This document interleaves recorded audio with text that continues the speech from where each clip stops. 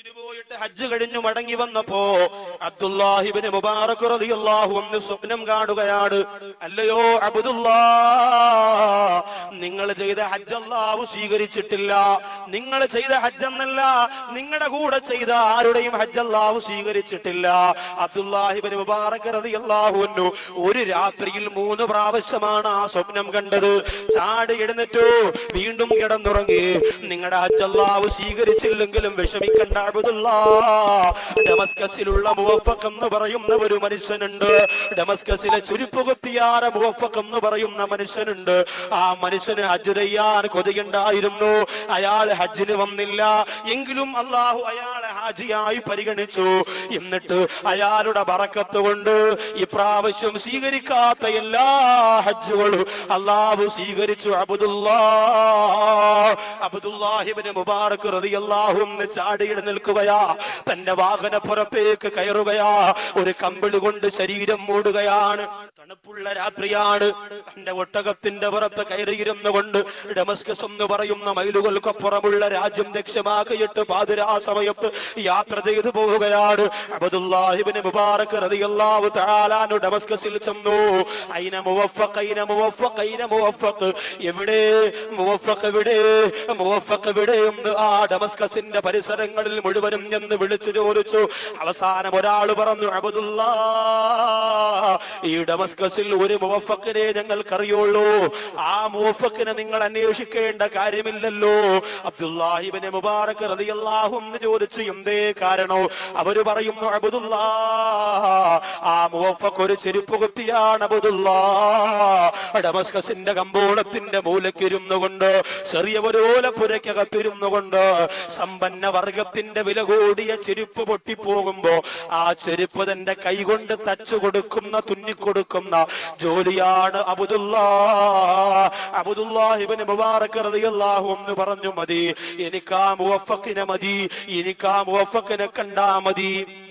അങ്ങനെ അബ്ദുല്ലാഹി ഇബ്നു മുബാറക് റളിയല്ലാഹു അൻഹു ആ മുവഫഖിനെ കാണാൻ വേണ്ടി ചെന്നു.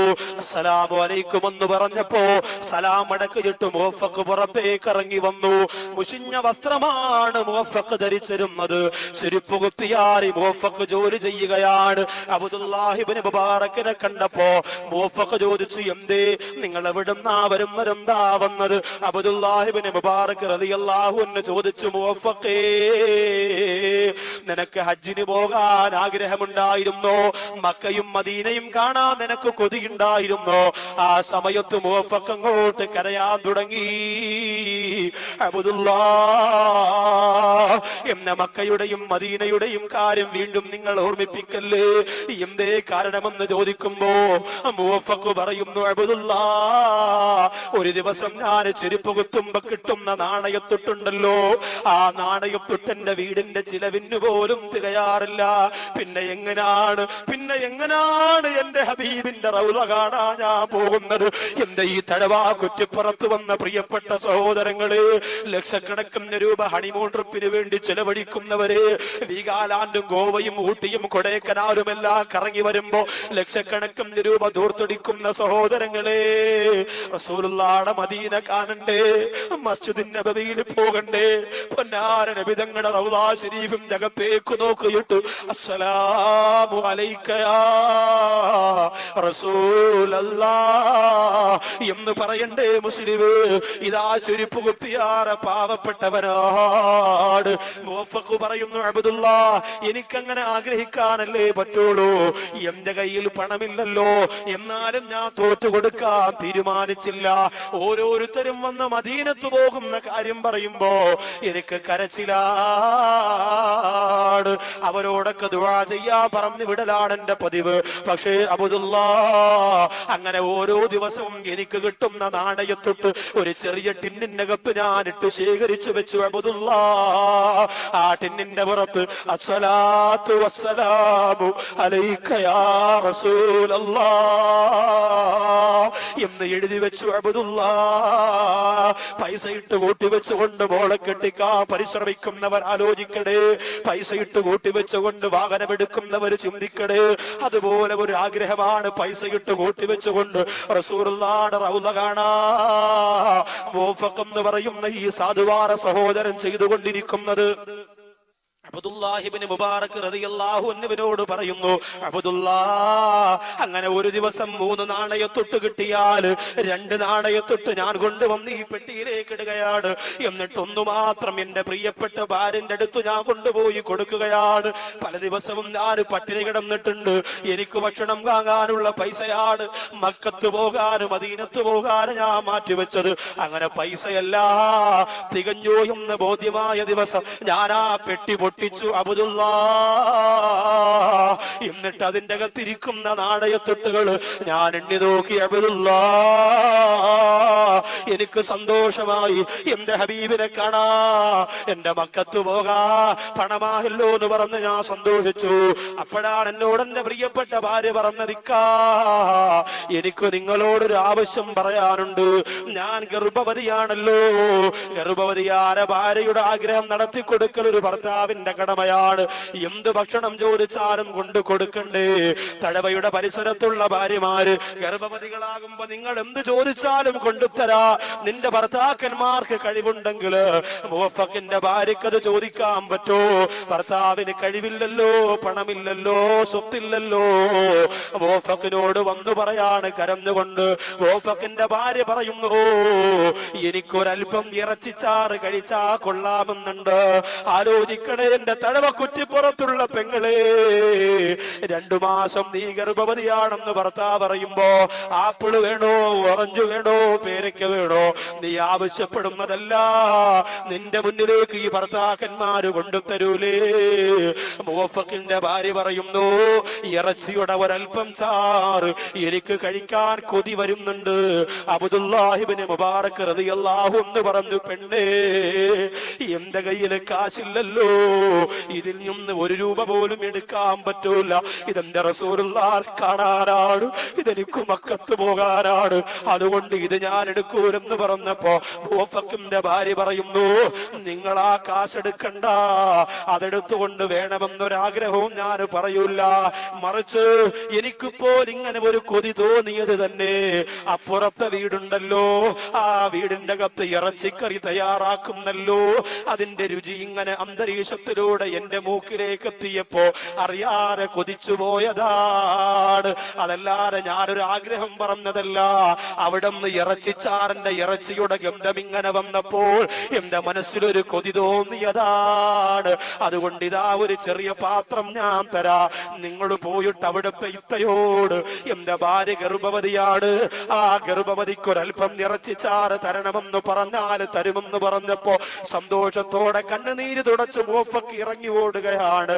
റസൂലുള്ളാഹിയുടെ പൈസ എടുക്കേണ്ടി വന്നില്ലല്ലോ, മക്കത്ത് പോകാനുള്ള കാശ് എടുക്കേണ്ടി വന്നില്ലല്ലോ. അങ്ങനെ മുവഫഖ് ആ പാത്രവും കൊണ്ട് അയൽ വീട്ടിലേക്ക് ചെല്ലുമ്പോ അയൽ വീട്ടിലെ സഹോദരി പറയുന്നു, മുവഫഖേ, ഈ ഇറച്ചി നിങ്ങൾ കഴിക്കണ്ട, പ്രത്യേകിച്ച് ഗർഭവതിയായ നിങ്ങളുടെ ഭാര്യ ഇത് കഴിക്കാൻ പാടില്ല. മുവഫഖ് ചോദിച്ചു, എന്തേ സഹോദരി നിങ്ങൾ അങ്ങനെ പറയുന്നു? ഒരു അത്യാവശ്യ ഘട്ടം വരുമ്പോഴല്ലേ സഹായിക്കാനുള്ളത്. ആ സമയത്താണ് മുവഫഖിനോട് ആ പെണ്ണ് പറയുന്നത്, മുവഫഖേ, എന്റെ ഭർത്താവ് മരിച്ചുപോയത് നിങ്ങൾക്കറിയുമല്ലോ. എന്റെ ഭർത്താവ് മരിക്കുമ്പോ 2 മക്കളെ എനിക്ക് തന്നിട്ടാണ് പോയത്. വാപ്പയില്ലാതെ ആ മക്കള് കരയാത്ത ദിവസമില്ല, വാപ്പയില്ലാതെ ആ മക്കള് സങ്കടപ്പെടാത്ത ദിവസമില്ല. വാപ്പയുണ്ടായിരുന്നെങ്കിൽ അവർക്കെല്ലാം കഴിക്കാമായിരുന്നു.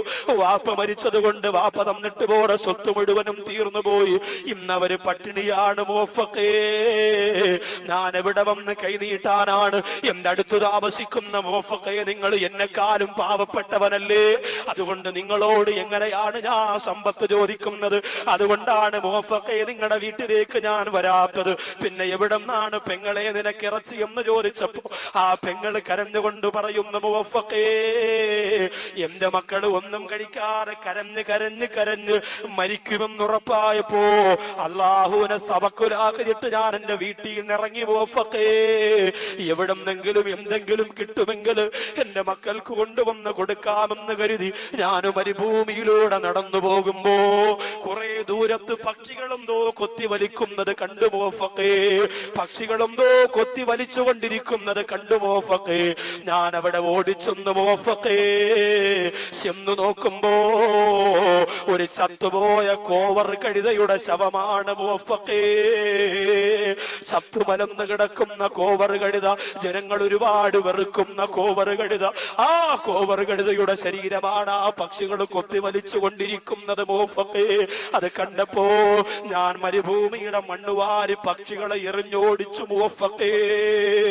എന്നിട്ട് ഞാൻ തീരുമാനിച്ചു, എന്റെ മക്കൾക്ക് വേണ്ടി അള്ളാഹു തന്നതായിരിക്കാ, എന്റെ പിഞ്ചോമന മക്കൾക്ക് കൊടുക്കാൻ എന്റെ കരുണക്കടലാറ പടച്ചതമ്പുരാ തന്നതായിരിക്കാമെന്ന് പറഞ്ഞ് ആ കോവർ കഴുതയെ വലിച്ചെടുത്തു കൊണ്ടുവന്ന് കഴുകി വൃത്തിയാക്കി എന്റെ മക്കൾക്ക് കൊടുക്കാൻ ഈ വീട്ടിന്റെ അകത്ത് തയ്യാറാക്കുന്ന പാചകത്തിന്റെ സ്വാദാണ് നിങ്ങളുടെ ഭാര്യ അനുഭവിച്ചു കൊണ്ടിരിക്കുന്നത്. അല്ലാതെ ഇത് നിങ്ങൾക്ക് കഴിക്കാൻ പറ്റുന്ന മാംസമല്ല എന്ന് പറഞ്ഞപ്പോൾ അത് കേട്ട ഉടനെ മുവഫഖ് ഞെട്ടിത്തരിച്ചു പോയി, പൊട്ടിക്കരഞ്ഞു പോയി. മുവഫഖേ ആ കോവർ കഴുതയുടെ മാംസമാണ് എന്റെ വീട്ടിന്റെ അകത്തുള്ള യതീമക്കൾക്ക് ഞാൻ കൊടുക്കുന്നതെന്ന് പറഞ്ഞപ്പോൾ കയ്യിലിരിക്കുന്ന ഇറച്ചിച്ചാറ് വാങ്ങാൻ കൊണ്ടുവന്ന പാത്രമില്ലേ, മുവഫഖ് ദൂരേക്ക് വലിച്ചെറിഞ്ഞില്ലേ? എന്നിട്ട് തന്റെ ചെറ്റക്കൂരയിലേക്ക് ഓടിച്ചെല്ലുകയാണ്. ഇറച്ചിക്കറി വാങ്ങാൻ കാത്തിരിക്കുന്ന ഭാര്യയോട് പറയുന്നു, മാറി നിൽക്കു പെണ്ണേ. തട്ടി മാറ്റിയിട്ട് അകത്തേക്ക് പോയി റസൂലുള്ളാഹിയുടെ റൗള കാണാൻ ഹജ്ജിന് പോകാൻ വേണ്ടി കൂട്ടിവെച്ചിരിക്കുന്ന നാണയത്തൊട്ടുകൾ ഒന്നുപോലും ബാക്കി വെക്കാതെ മുഴുവനും വാരിയെടുക്കുകയാണ്. അസ്സലാമു അലൈക യാ റസൂലല്ലാഹ്. നബിയേ, എനിക്ക് മദീനത്ത് വരണമെന്ന് ആഗ്രഹമുണ്ടെങ്കിലും അതിനെനിക്ക് കഴിയൂല നബിയേ, എനിക്ക് ഹജ്ജ് ചെയ്യാൻ കഴിയൂല നബിയേ. എന്റെ വീടിന്റെ അടുത്ത് അനാഥ മക്കൾ ഇത്രത്തോളം പട്ടിണി കിടന്നുകൊണ്ട് ചത്തുപോര കോവർ കഴുതയുടെ മാംസം കഴിക്കുമ്പോ എനിക്കെന്തു മദീന, എനിക്കെന്തു മക്ക എന്ന് പറഞ്ഞ പണം മുഴുവനും കൊണ്ടുവന്ന് യതീമക്കളെ വാരി പുണർന്നുകൊണ്ട് ചുംബനം കൊടുത്തിട്ട് പറയുന്ന, മക്കളെ ഇനി മുവഫഖ് നിങ്ങൾക്കുള്ളതാണ് മക്കളെ. അറിഞ്ഞിരുന്നില്ല, ഞാൻ അറിഞ്ഞിരുന്നില്ല എന്ന് പറഞ്ഞുകൊണ്ട് ആ നാണയത്തൊട്ടുകൾ മുഴുവനും അനാഥ മക്കൾക്ക് സ്വതക്ക കൊടുത്തിട്ട് കണ്ണീരോടെ തിരിച്ചിറങ്ങി വന്നു എന്ന് മുവഫഖ് അബ്ദുല്ലാഹി ഇബ്നു മുബാറക് റളിയല്ലാഹു അൻഹുവിനോട് പറയുമ്പോ അബ്ദുല്ലാഹി ഇബ്നു മുബാറക് രണ്ട് കൈയും പിരിച്ച് മുവഫഖിനെ വാരി പുണരുകയാണ്. എന്നിട്ട് പറയുന്നു, മുവഫഖേ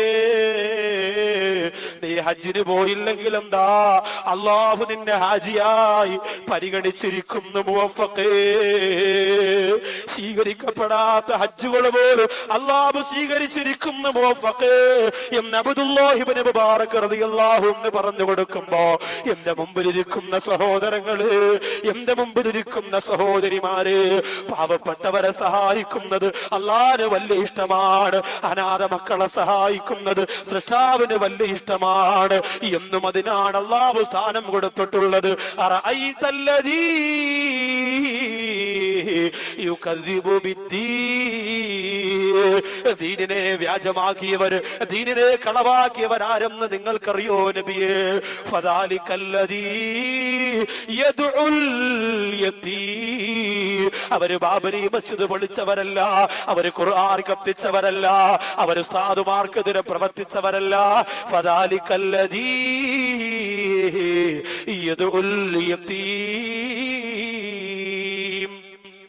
അവർ അനാഥ മക്കളെ ആട്ടി ഓടിച്ചവർ. അല്ലാഹുവിന്റെ ഖുർആനാ പറഞ്ഞത്, അവർ അനാഥ മക്കളെ ആട്ടി ഓടിച്ചവരാണ്. അനാഥ മക്കളുടെ നിക്കാഹിന്, പാവപ്പെട്ട പെൺകുട്ടികളുടെ നിക്കാഹിനെ സഹായിച്ചാൽ കിട്ടുന്ന പ്രതിഫലം എത്രയെന്ന് എന്റെ പ്രിയമുള്ളവരെ മനോഹരമായ മറ്റൊരു ചരിത്രമുണ്ട്. അതിലേക്ക് ഞാനിപ്പോ കടക്കുന്നില്ല. കടന്നാൽ എന്റെ വിഷയം ഇന്നും തീരുകയില്ല.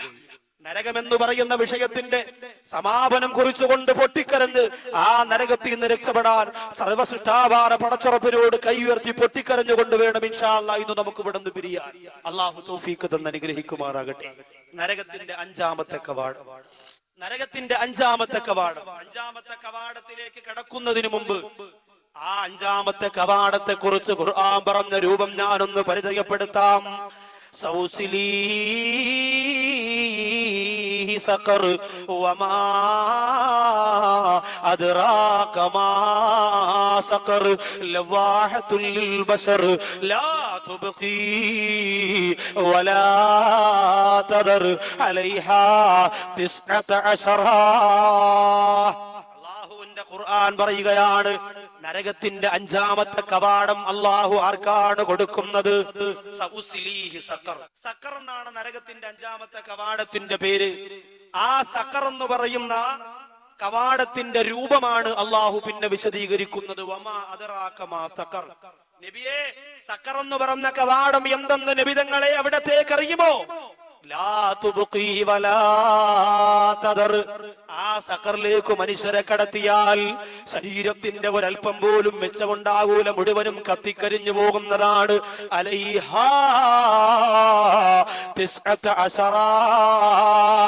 19 മലക്കുകളെ ആ സഖർ എന്ന് പറയുന്ന കവാടം നോക്കാൻ വേണ്ടി മാത്രം അള്ളാഹു പടച്ചിരിക്കുകയാണ്. 19 മലക്കുകളെ സഖർ എന്ന് പറയുന്ന കവാടത്തിൽ നിന്ന് കടന്നു വരുന്നവരെ നോക്കാൻ വേണ്ടി മാത്രം അല്ലാഹു പടച്ചിരിക്കുകയാണ്.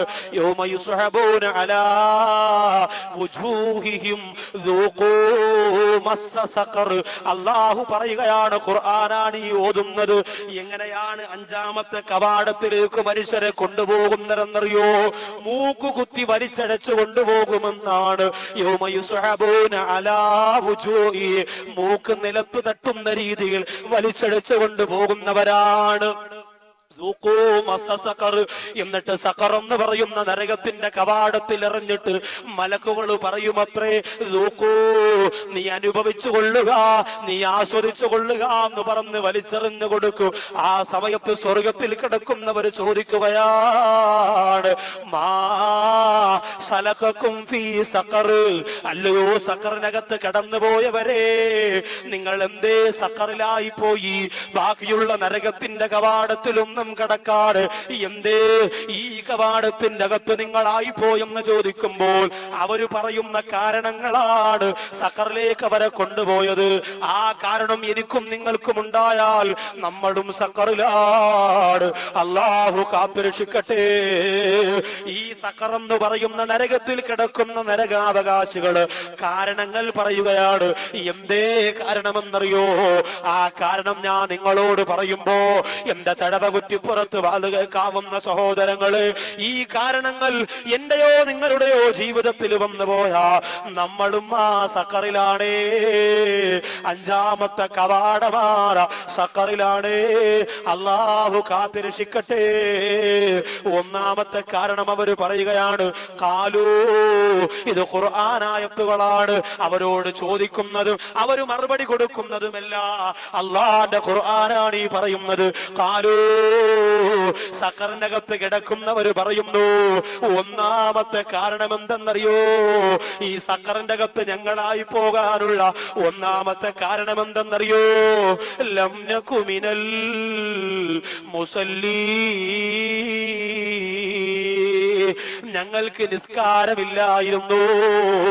ബാക്കവിയുടെ വാദം എന്ന് പറയുമ്പോ ബൈക്കിലൂടെ ഒരു ബൈക്കിൽ 4-5 പേര് കയറിയിരുന്നു വാത് കേൾക്കാൻ ഞങ്ങൾ പോകുമായിരുന്നു. പക്ഷേ ഞങ്ങൾക്ക് നിസ്കാരമില്ല. നബിദിനം എന്ന് പറയുമ്പോ ഞരമ്പിന്റെ ഒരു ഭാഗം പോലും ബാക്കിയില്ലാതെ റിബൺ കെട്ടി നബിദിനാഘോഷത്തിന് ഞങ്ങൾ ഇറങ്ങും. പക്ഷേ ഞങ്ങൾക്ക് നിസ്കാരമില്ല. ഞങ്ങൾ അല്ലാഹുവിന്റെ പള്ളിയുടെ പരിപാലനക്കാരാണ്, പള്ളിയിലെ വലിയ നേതൃത്വം വഹിക്കുന്നവരാണ്. വെള്ളിയാഴ്ച വന്നു ബക്കറ്റ് എണ്ണലല്ലാതെ ലം നകു മിനൽ മുസല്ലി, ഞങ്ങൾക്ക് നിസ്കാരമില്ല. സഹോദരിമാരെ, എന്താ പറയുന്നതെന്നറിയോ? ഞങ്ങൾ വഅദയേക്കാൻ പോയിട്ടുണ്ടായിരുന്നു മനുഷ്യരെ. നൗഷാദ് വാക്കവി മോഫക്കിന്റെ ചരിത്രം പറഞ്ഞപ്പോ തലയിൽ കിടന്ന ഷാള് കൊണ്ട് കണ്ണീര് തുടച്ച പെങ്ങള്, ഈ കണ്ണീര് കൊണ്ട് അർത്ഥമില്ലാതാകുന്നത് എപ്പോഴെന്നറിയോ? ലം നകു മിനൽ മുസല്ലി, നിങ്ങൾ നിസ്കരിച്ചില്ലെങ്കിലാണ്. നിസ്കാരമില്ലെങ്കിൽ പിന്നെ ഈ കണ്ണീരിന്റെ പേര് കള്ളക്കണ്ണീരെന്നാണ്. നിസ്കാരമില്ലെങ്കിൽ സകലതും പോയി. ഒന്നാമത്തെ കാര്യം അതല്ലേ. അതുകൊണ്ട് ഈ രാത്രി തന്നെ തീരുമാനിച്ചു, അള്ളാഹുവിനെ ഭയപ്പെട്ടുകൊണ്ട് നിസ്കരിക്കുന്നവരായി ഞാനും നിങ്ങളും മാറണം. അതിന് അള്ളാഹു തൗഫീഖ് തരട്ടെ.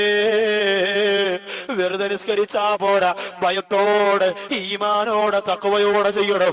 ഇല്ലെങ്കിൽ ഇതിനൊന്നും അള്ളാന്റെ മുമ്പിൽ കൂലി കിട്ടൂല. വളരെ ഗൗരവത്തോടെ ചെയ്യേണ്ട കാര്യമാണ്. ഇന്ന് നിസ്കാരം ഒരു ഫാഷനാണ്. നിസ്കാരം ഒരു ഫാഷനാണ്. കുറെ ആൾക്കാർ ഇങ്ങനെ നിൽക്കും, പള്ളിയിലെ ജമാഅത്ത് കഴിയുമ്പോഴേ തുടങ്ങുള്ളൂ. പള്ളിയിലെ ജമാഅത്ത് നിസ്കാരം കഴിയുമ്പോൾ പുറകിൽ നിസ്കരിക്കൊണ്ടിരിക്കണോ എല്ലാവരും നോക്കാം. ഒരു കർച്ചിപ്പ് കിടന്നു, അല്ലാഹു അക്ബർ. കാരണം മനഃപൂർവ്വം താമസിച്ചു വന്നതാ. നേരത്തെ വുളു കൊടുത്ത് കയറാമായിരുന്നു, പൈപ്പിന്റെ മുട്ടിരുന്ന് പല്ലും കുത്തി കാര്യം പറഞ്ഞുകൊണ്ടിരുന്നു. മനഃപൂർവ്വം താമസിച്ചു വന്നതാ. എന്നിട്ട് ചില സഹോദരങ്ങളുണ്ട്, അവർക്ക് ഇമാമത്ത് നിൽക്കണമെന്ന് ഭയങ്കര ആഗ്രഹമാണ്. എത്ര പേരുണ്ടെങ്കിലും തള്ളി മാറ്റിട്ട് കയറി കർച്ചിപ്പൊക്കെ തലവെച്ച് ഭയങ്കര ഇമാമത്ത്. ഒരിക്കൽ ഇതുപോലെ മാലിക നിസ്കാരത്തിന്റെ സമയത്ത് ഒരാൾക്ക് 6:30 ബസ്സാണ്. പെട്ടെന്ന് തന്നെ വന്ന് ഒന്നു കൊടുത്ത് വള്ളിക്കകത്ത് കയറിയപ്പോൾ ഒരാൾ ഇമാമത്തിക്കാൻ വേണ്ടി അല്ലാഹു അക്ബർ.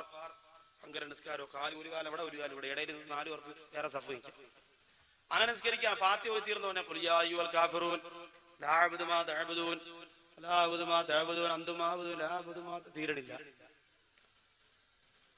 ഖുൽ യാ അയ്യുഹൽ കാഫിറൂൻ തീരണില്ല. ഇതിങ്ങനെ ഓതിക്കൊണ്ട് വന്നപ്പോ പുറകിലിരിക്കുന്ന ആളിങ്ങനെ കൈ അഴിച്ചിട്ട് വാച്ച് നോക്കി, ഇത് എന്തോടെ ഇത് ആ സൂറത്ത് ബക്കറക്കാരൻ വരുന്നത് തീരണില്ലല്ലോ, കുറെ കാലമായല്ലോ.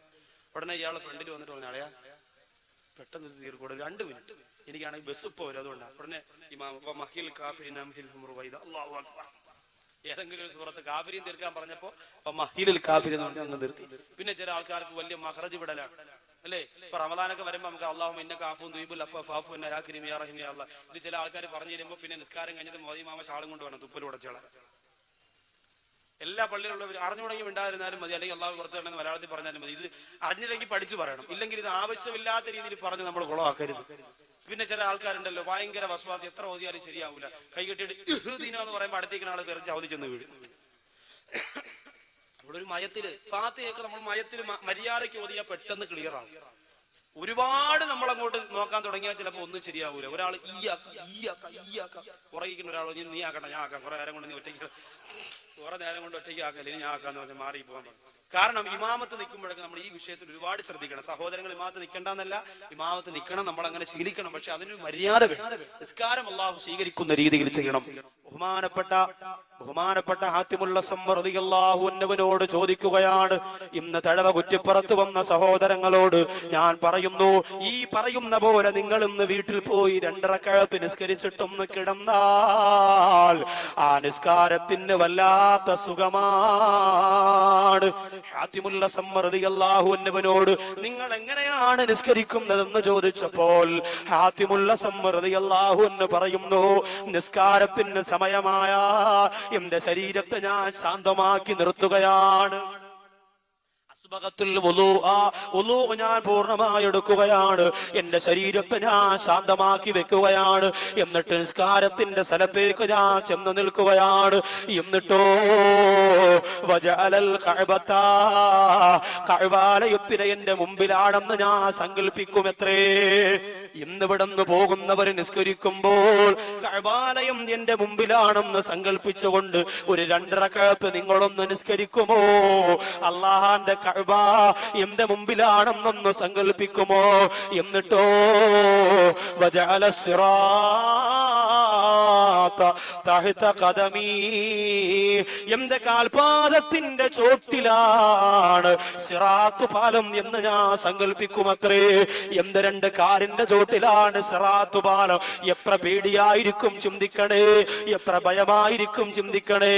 വജഅലൽ ജന്ന, സ്വർഗത്ത് എന്റെ വലതുഭാഗത്താക്കും. മനോഹരമായ അരുവികളുള്ള, പറവകളുള്ള, പുഷ്പങ്ങളുള്ള, തോട്ടങ്ങളുള്ള, സൗന്ദര്യമുള്ള സ്വർഗം. ആ സ്വർഗം എന്റെ വലതുഭാഗത്താണെന്ന് ഞാൻ സങ്കല്പിക്കുമത്രേ.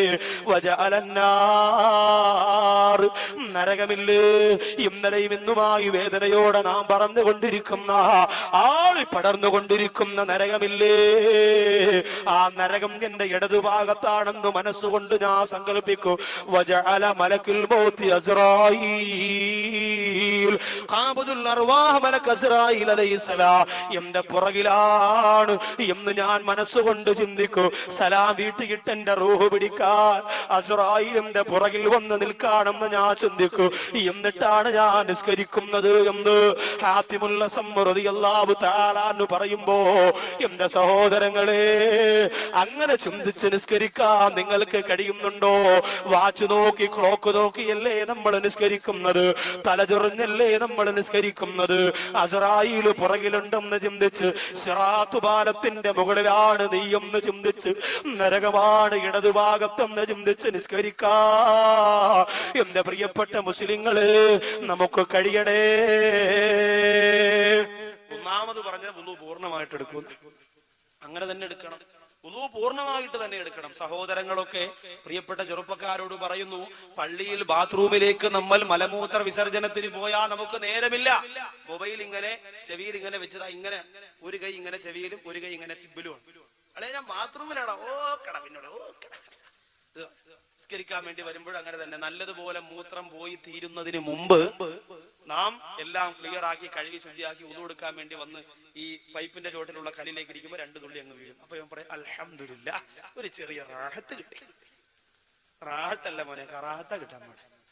ഇത് 2 തുള്ളി വീണത് നജസല്ലേ? നിന്റെ വസ്ത്രത്തിലേക്കാണ് ഇത് വീണത്. സുജൂദിൽ പോകുമ്പോ ബാക്കിയുള്ള എല്ലാ തുള്ളിയും പോകുമ്പോ സുബ്ഹാന റബ്ബിൽ അഅ്ലാ, എന്ത് രസമാണ്, വലിയ ആശ്വാസമായി. ആലോചിച്ചേ, ഇത് ആർക്ക് വേണ്ടിയുള്ള നിസ്കാരമാണ്? ഇന്ന് ആർക്ക് നേരമില്ല. ബൈക്കിൽ പോണ കണ്ടിട്ടില്ലേ, ചെവിതാ ഇങ്ങനെ, ഞാൻ തടവ തിരിഞ്ഞിട്ട് അങ്ങനെ തിരിയാ, ബൈക്കിൽ തല ഇങ്ങനെ. ഇതിനാണ് യഥാർത്ഥത്തിൽ തല തിരിഞ്ഞു എന്ന് പറയാം. ഇതാണ് തല തിരിഞ്ഞത്. സഹോദരിമാർക്ക് വരെ അങ്ങനല്ലേ, വീട്ടിൽ മലക്കറി എരിയുമ്പോഴും മീൻ കണ്ടിക്കുമ്പോഴും ഇങ്ങനെ മത്സ്യം എടുത്ത് ഇന്ന് അയലയാടി കിട്ടിയ തല ഇങ്ങനെ വെച്ചിരിക്കും. മൊബൈൽ ഇവിടെ ഇങ്ങനെ ഒരു ഫെവിക്കോൾ വാങ്ങിച്ച് തേച്ചങ്ങ് വെച്ചാൽ മതി. മൊബൈൽ എപ്പോഴും ഇങ്ങനെ 24 മണിക്കൂർ ഇങ്ങനെ. നമുക്ക് ആവശ്യത്തിന് വേണം, അത്യാവശ്യത്തിന് വേണം, അതൊക്കെ ശരിയാണ്. പക്ഷെ പള്ളിക്കകം പോലും സുജൂദിലേക്ക് പോകുമ്പോ സൈലന്റ് ആക്കി മൊബൈൽ ഇങ്ങനെ ബെല്ല് കത്തി. ഉടനെ പറയാം, അളിയാ നിസ്കാരത്തിലാണ്, സലാം വീട്ടിന് വിളി, അസ്സലാമു അലൈക്കും, അല്ലാഹു അക്ബർ. ഇതാരും നമ്മൾ നിസ്കാരത്തിനോട് കാണിക്കുന്ന ഗൗരവക്കുറവാണ്, ഖൗഫില്ലായ്മയാണ് ഞാൻ ഈ പറയും. അപ്പൊ ഒന്നാമത്തെ അതാണ്. എല്ലാം ഉണ്ട്, പക്ഷെ നിസ്കാരമില്ല. എല്ലാ കാര്യത്തിലും മിടുക്കനാണ്, പക്ഷെ നിസ്കാരം എന്ന് പറയുന്ന കാര്യമില്ല. അതുകൊണ്ടാണ് ഞങ്ങൾ ഇവിടെ പെട്ടുപോയത് എന്ന് നരകത്തിന്റെ 5ാമത്തെ കവാടത്തിൽ കിടക്കുന്ന മനുഷ്യർ പറയുന്നു. എന്നാൽ നരകത്തിൽ കടന്നുപോയ, സഖറിൽ കടന്നുപോയവര് 2ാമത് പറയുന്നവരെന്തെന്നറിയോ? ലം നകുനു തീമുൽ മിസ്കീൻ. ഞങ്ങളുടെ 2ാമത്തെ കാരണം എന്തെന്നറിയോ? സഖർ എന്ന് പറയുന്ന ഏറ്റവും ഭയാനകരമായ നരകത്തിന്റെ 5ാമത്തെ കവാടത്തിൽ കടന്ന 1ാമത്തെ കാരണം നിസ്കാരമില്ലാത്തതാണെങ്കിൽ 2ാമത്തെ കാരണം എന്തേ? ലം നകുനു തീമുൽ മിസ്കീൻ. പാവപ്പെട്ടവർക്ക് ഞങ്ങളാരും ഭക്ഷണം കൊടുക്കൂല, പാവപ്പെട്ടവർക്ക് ഒരു നേരത്തെ ഭക്ഷണം നമ്മൾ കൊടുക്കൂല. ആ പരിപാടി ഞങ്ങൾക്കില്ല. അല്ലാഹു കാത്തുരക്ഷിക്കട്ടെ. നുസ്റത്തുൽ അനാമിന്റെ പ്രിയപ്പെട്ട സഹോദരങ്ങൾ ഈ പരിപാടി നടത്തുമ്പോ പലരും പറഞ്ഞില്ലേ, ഇവിടെ തഴവേല് പാവപ്പെട്ടവരില്ല, തഴവേല് പാവപ്പെട്ടവരില്ല. നിങ്ങൾ ആർക്കാണ് പണപ്പിരിവ് നടത്തുന്നത്? നിങ്ങൾക്ക് പുട്ടടിക്കാനല്ലേ? പ്രിയപ്പെട്ടവരെ, ഒരൊറ്റ രാത്രി കൊണ്ട് നിന്നെ പാവപ്പെട്ടവരിൽ ഏറ്റവും ചെറിയ പാവപ്പെട്ടവനാക്കാൻ അള്ളാന് കഴിവുണ്ട് കേട്ടോ.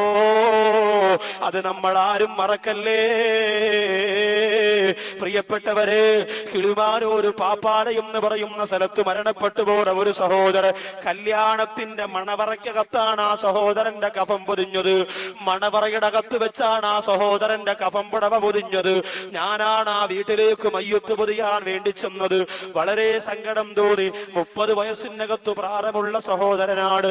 കല്യാണം കഴിഞ്ഞിട്ട് 3 മാസമേ ആയുള്ളൂ. എന്തേ വരുന്നവരൊക്കെ പറയുകയാണ്, യവനിതിന്റെ വല്ല കാര്യമുണ്ടായിരുന്നോ? ഞാൻ ചോദിച്ചു, ഉപ്പാ ഈ സഹോദരൻ മനഃപൂർവ്വം മരിച്ചതല്ലല്ലോ, അള്ളാന്റെ തീരുമാനമായപ്പോ മരണപ്പെട്ടു പോയതല്ലേ. ആ സമയത്താണ് അവര് പറയുന്നത്, ഉസ്താദേ ഇവന് മാരകമായ രോഗമായിരുന്നു, 3 വർഷത്തിൽ കൂടുതൽ ജീവിച്ചിരിക്കൂലാണ്. 2 വർഷത്തിന് മുമ്പ് RCCയിലെ തിരുവനന്തപുരം RCCയില് വിദഗ്ധനായ ഡോക്ടർ സർട്ടിഫിക്കറ്റ് കൊടുത്ത രോഗത്തിനുടമയായിരുന്നു ഇവൻ. പിന്നെന്തിനാണ് പെണ്ണ് കെട്ടാൻ പോയത്? പിന്നെന്തിനാണ് നിക്കാഹിന് പോയത്? ആ പെണ്ണിന്റെ ജീവിതവും നശിച്ചു പോയില്ലേ എന്ന് പറഞ്ഞുകൊണ്ട് അവര് കരയുമ്പോൾ, ആ അടക്കമെല്ലാം കഴിഞ്ഞ് ആ വീട്ടിലേക്ക് വന്നു പ്രിയപ്പെട്ട സഹോദരന്റെ മരണപ്പെട്ടു പോയ സഹോദരന്റെ ഭാര്യയെ വിളിച്ച് കാര്യം തിരക്കിയപ്പോ, ഇയാൾക്ക് രോഗമായിരുന്നോ എന്ന് നീ അറിഞ്ഞായിരുന്നോ എന്ന് ചോദിക്കുമ്പോ കരഞ്ഞുകൊണ്ട് പറയുന്നു, ഉസ്താദേ എന്റെ വീട്ടില് ഞങ്ങള് 4 പെമ്മക്കളാ, ഞങ്ങള് 4 പെമ്മക്കളാ ായിരുന്നു ഉസ്താദേ. എനിക്ക് വാപ്പച്ചിയില്ല. എന്റെ ഉമ്മ പ്രസവിച്ചതോടെ വാപ്പച്ചി മരിച്ചുപോയി. എന്റെ ഉമ്മയാണ് എന്റെ 3 യുക്തമാരെയും നിക്കാഹ് ചെയ്യിപ്പിച്ചേക്കാൻ ഓടി നടന്നത്. എല്ലാ പള്ളികളിലും പോകുമായിരുന്നു. ഒരുപക്ഷെ നമ്മുടെ ജുമഅത്ത് പള്ളിയുടെ മുമ്പിൽ വരെയും വന്നിട്ടുണ്ടാവും. നമ്മൾ അറിയില്ലല്ലോ, നമുക്ക് നേരമില്ലല്ലോ. ജുമാനസ്കാരം കഴിഞ്ഞ സലാം വീട്ടിയിട്ട് ദുനിയാവിന്റെ കാര്യത്തിനിറങ്ങി ഓടുമ്പോ കർച്ചീപ്പും പിരിച്ച് മുമ്പിൽ ഇരിക്കുന്നവരെ ശ്രദ്ധിക്കാൻ പലപ്പോഴും നമുക്ക് സമയം കിട്ടാറില്ലല്ലോ. അങ്ങനെ ആ പെങ്ങള് പറയുന്നു, എന്റെ 3 ഇത്തച്ചിമാരെയും എന്റെ ഉമ്മയാണ് കഷ്ടപ്പെട്ടുകൊണ്ട് ഓരോ പള്ളികളിൽ പോയി ഓരോരുത്തരെയും കണ്ടു പണപ്പിരിവ് നടത്തിയിട്ട് നിക്കാഹ് ചെയ്യിപ്പിച്ചത്. അങ്ങനെ എന്റെ ഉമ്മ ഒരുപാട് കഷ്ടപ്പെട്ട് ജീവിച്ചവരാണ്. നമ്മളൊക്കെ രാത്രി കിടക്കുമ്പോ ഉമ്മ അടുത്തു വന്നിരുന്നു പലപ്പോഴും കരയാറുണ്ട്.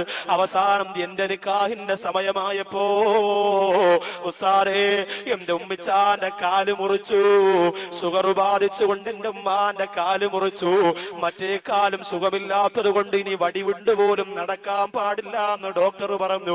അങ്ങനെ എന്റെ ഉമ്മ ഒറ്റപ്പെട്ടുകൊണ്ട് വീടിനകത്ത് കഴിഞ്ഞു.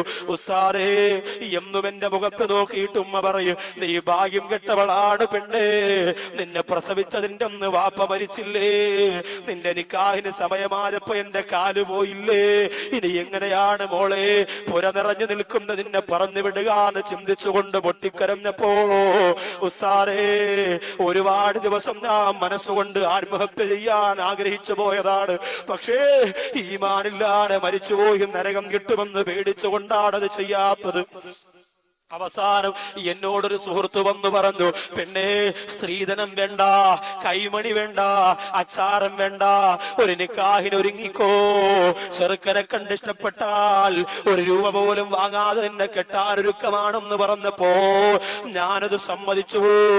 അന്ന് എന്നെ കാണാൻ ഈ രോഗം പിടിച്ച സഹോദരനാണ് വന്നത്. കണ്ടിഷ്ടപ്പെട്ടിട്ട് അവസാനം എന്നോട് അയാള് പറഞ്ഞു, പെണ്ണേ ഏത് സമയത്തും മരിക്കുമെന്ന് ഡോക്ടർ പറഞ്ഞു ചികിത്സ നിർത്തിയ ശരീരമാണ് എന്റേത്. അതുകൊണ്ട് എപ്പോഴും ഞാൻ മരിച്ചു പോകാ. 3 വർഷം വരെ ഡോക്ടർ ജീവിച്ചിരിക്കാൻ സാധ്യതയുണ്ടെന്ന് പറഞ്ഞെങ്കിൽ പ്രതീക്ഷയൊന്നുമില്ല. അതുകൊണ്ട് കുറഞ്ഞ കാലത്തിനിടയ്ക്ക് എനിക്കും നിനക്കുമായി വിവാഹ ജീവിതത്തിൽ ഏർപ്പെടാ. ഞാൻ മരിച്ചാൽ എനിക്ക് വേണ്ടി ദുആ ചെയ്യുന്ന ഒരു ഭാര്യ, അള്ളാന്റെ അനുഗ്രഹം കൊണ്ടൊരു കുഞ്ഞിനെ തന്നാൽ എനിക്ക് വേണ്ടി ദുആരക്കുന്ന ഒരു കുഞ്ഞ്, ഇതാണ് എന്റെ ആഗ്രഹം. നിനക്ക് നിക്കാഹിന് സമ്മതമാണോ എന്ന് ചോദിച്ചപ്പോ ആ പെണ്ണു പറയും, ഉസ്താദേ എന്റെ ഉമ്മയോട് പറയാറ്, എന്റെ ഇത്തമാരോട് രോഗത്തിന്റെ കാര്യം പറയാറ്, ആരോടും പറയാറ്, അള്ളാഹു ചിലപ്പോ രോഗം മാറ്റിക്കൊടുത്തെങ്കിലോ എന്ന് പറഞ്ഞ് കണ്ണീരോടെ ദുആ ചെയ്ത് ഞാൻ ആ നിക്കാഹിന് സമ്മതം മൂളി. ഉസ്താദേ അവിടെയും അള്ളാഹു എന്നെ തോൽപ്പിച്ചു കളഞ്ഞല്ലോ. 3 വർഷം പോയിട്ട് 3 മാസം പോലും എനിക്ക് ആ പ്രിയപ്പെട്ടവന്റെ കൂടെ സമ്പത്തിലൂടെ ജീവിതം നയിക്കാൻ കഴിഞ്ഞില്ലല്ലോ. 3 കോടി രൂപയ്ക്ക് മക്കളുടെ കല്യാണത്തിന് ഭക്ഷണം വെച്ച് വിളമ്പുന്ന പണക്കൊതിയന്മാര് പഠിച്ചോ. ആ പാവപ്പെട്ട പൊന്നുമോളെ കണ്ണീരുണ്ടല്ലോ, ആ കണ്ണീരിന്റെ ശാപം നമ്മുടെ തലയൊന്ന് പോകൂല പണക്കൊതിയന്മാരെ. അല്ലാഹു എന്നെയും നിങ്ങളെയും കാത്തുരക്ഷിക്കട്ടെ. ഇതിന് ഔസാദ് ബാക്കവി പറയുമ്പോ ഈ സംഘടന എതിർക്കുന്ന ചില ആൾക്കാർ പറയും, ബാക്കവിക്കത് പറയാ ഉസ്താദുമാരാണ് പണം കൊണ്ട് കല്യാണം നടത്തുന്നത്. എന്റെ പ്രിയപ്പെട്ടവരാണ്, എന്റെ മുമ്പിൽ ഇന്നലെയും ഇന്നുമായി നിറഞ്ഞിരിക്കുന്നവരോട് ഞാൻ പറയുകയാണ്, എന്റെ കുടുംബ ജീവിതം നിങ്ങൾക്ക് പരിശോധിക്കാ. വാപ്പ മരിച്ചുപോര പാവപ്പെട്ട സൗന്ദര്യമില്ലാത്ത 4-5 പെൺമക്കളെ കൊണ്ട് പൊറുതിമുട്ടിപ്പോര കുടുംബത്തിൽ നിന്ന് ഒരു പെൺകുട്ടിയാണ് നൗസാദ് ബാക്ക വിവാഹം കഴിച്ചത്. ഇതെന്തിനാണ് ഞാൻ നിങ്ങളോട് പറയുന്നതെന്നറിയോ? ഇതെന്തിനാണ് പറയുന്നതെന്നറിയോ? എന്റെ ശബ്ദം കേൾക്കാൻ ഓടിയെത്തിയ എന്റെ പ്രിയപ്പെട്ട ചുണക്കുട്ടന്മാരുടെ മനസ്സിന്റെ കത്ത് പാവപ്പെട്ടവരോടൊരു കനിവ് തോന്നാ, സാധുക്കളോടൊരു കനിവ് തോന്നാൻ വേണ്ടിയാ പറയുന്നത്. ബാക്കിയുള്ള 2 കാര്യങ്ങൾ കൂടി പെട്ടെന്നൊന്ന് പറയാനുണ്ട്. 6ാമത്തെ കവാടം, നരകത്തിന്റെ 6ാമത്തെ കവാടത്തിന്റെ പേര് ഹാവിയ എന്നാണ്. അമ്മാമൻ ഖഫ്ഫത്ത് മവാസീനുഹു ഫഉമ്മുഹു ഹാവിയ. ഹാവിയ എന്ന നരകമാണ്. നന്മയും തിന്മയും അല്ലാഹു തൂക്കി നോക്കുമ്പോൾ തിന്മയുടെ ഭാരം കൂടുതലും നന്മയുടെ ഭാരം കുറവും ആർക്കാണോ അവർക്കാണ് ഹാവിയ എന്ന നരകം അല്ലാഹു കൊടുക്കുന്നത്. 7ാമത്തെ നരകത്തിന്റെ കവാടത്തിന്റെ പേര്. അപ്പൊ ഈ നന്മയുടെ ഭാരം കൂടാൻ നമ്മളെ കൊണ്ട് പറ്റുന്നതൊക്കെയും ചെയ്യണം. തിന്മയുടെ ഭാരം കൂടാൻ ഉള്ള കാര്യങ്ങൾ ഒഴിവാക്കിയിട്ട് തിന്മയുടെ ഭാരം കുറയ്ക്കാനുള്ള ശ്രമം നടത്തണം. അള്ളാഹുവിന്റെ പള്ളിക്കകത്തിരുന്ന് സംസാരിക്കുന്നത് തിന്മയുടെ ഭാരം കൂട്ടും. ഇന്ന് പള്ളിക്കകത്ത് വളഞ്ഞിരുന്നാണ് രാഷ്ട്രീയ ചർച്ച, പള്ളിക്കകത്ത് വളഞ്ഞിരുന്നാണ് വസ്തു കച്ചവടം. ഇനി മറ്റേ വസ്തു എന്തരാടെ, ഇതിന്റെ എന്തരാടെ, 50,000 ഇങ്ങോട്ട് താടെ, 25,000 അങ്ങോട്ട് താടെ, ഇതൊക്കെ പള്ളിക്കകത്തിരുന്ന ഇത് നാളെ അള്ളാഹുവിന്റെ പരലോകത്ത് നന്മ തിന്മ തൂക്കുമ്പോ തിന്മയുടെ ഭാരം ഒരുപാട് കൂടുന്നതിന് കാരണമാകും. അള്ളാഹു അനുഗ്രഹിക്കട്ടെ. അതുപോലെ തന്നെ മറ്റുള്ളവർക്ക് അർഹതപ്പെട്ട സ്വത്ത്, അനാഥ മക്കളുടേത്, മുത്തഅല്ലിമീങ്ങളുടെ പൈസ, ഉസ്താദുമാരുടെ പൈസ, ഇതൊക്കെ വെട്ടി വിലുങ്ങി വയറ് വലുതാക്കി നടക്കുമ്പോൾ വയറ് വളരുന്നതിനേക്കാൾ ഡബിൾ സ്പീഡിൽ വളരുന്നത് നമ്മുടെ തിന്മയുടെ ത്രാസായിരിക്കും. അള്ളാഹു സുബ്ഹാനഹു വ തആല കാത്തിരക്ഷിക്കട്ടെ. 7ാമത്തെ കവാടം ജഹീം. ഇലാഹി ലസ്തു ലിൽ ഫിർദൗസി അഹ്ലാ വലാ ഖുവാ അലാ നാരിൽ ജഹീമി. അബൂബക്കർ സിദ്ദീഖ് റളിയല്ലാഹു അൻഹു ഒരുപാട് പൊട്ടിക്കരഞ്ഞു പോയത് ജഹീം എന്ന നരകത്തെ ഭയന്നുകൊണ്ടാണ്. ആരാണ് അതിൽ കടന്നു പോകുന്നത്? വല്ലദീന കഫറൂ വകദബൂ ബിആയാതിനാ ഉലൈക അസ്ഹാബുൽ ജഹീം. അവിശ്വസിക്കുന്നവരും അള്ളാഹുവിന്റെ ദൃഷ്ടാന്തങ്ങളെ വ്യാജമാക്കുന്നവരും ജഹീം എന്ന നരകത്തിന്റെ ഉടമകളാണ്. അള്ളാഹു കാത്തുരക്ഷിക്കുമാറാകട്ടെ. ദൃഷ്ടാന്തം എന്ന് പറയുന്നത് ഏറ്റവും വലിയ ദൃഷ്ടാന്തം തന്നെയാണ് മനുഷ്യർ. നമ്മുടെ കണ്ണും നമ്മുടെ കാതും നമ്മുടെ ശരീരവും ഒക്കെ ഏറ്റവും വലിയ ദൃഷ്ടാന്തമാണ്. അൽ ഹിക്മത്തു ഫീ മഖ്ലൂഖാത്തില്ലാ എന്ന് പറയുന്ന ഗസാലി ഇമാമിന്റെ ഒരു മഹത്താര ഗ്രന്ഥമുണ്ട്. ആ ഗ്രന്ഥം പഠിച്ചാൽ അതിനകത്ത് കണ്ണിനെ കുറിച്ച്, കാതിനെ കുറിച്ച്, ഇമയെ കുറിച്ച്, കണ്ണുനീരിനെ കുറിച്ച്, ആകാശത്തെ കുറിച്ച്, ഭൂമിയെ കുറിച്ച് ഒരുപാട് ദൃഷ്ടാന്തങ്ങള്, അള്ളാഹുവിന്റെ ദൃഷ്ടാന്തങ്ങളെ വിശദീകരിക്കുന്നുണ്ട്. അതൊക്കെ മനസ്സിലാക്കുക. നാഥൻ നമ്മെ മനസ്സിലാക്കി നമുക്ക് ജീവിച്ച് അള്ളാന്റെ പൊരുത്തം വാങ്ങാൻ തൗഫീക്ക് തരുമാറാകട്ടെ.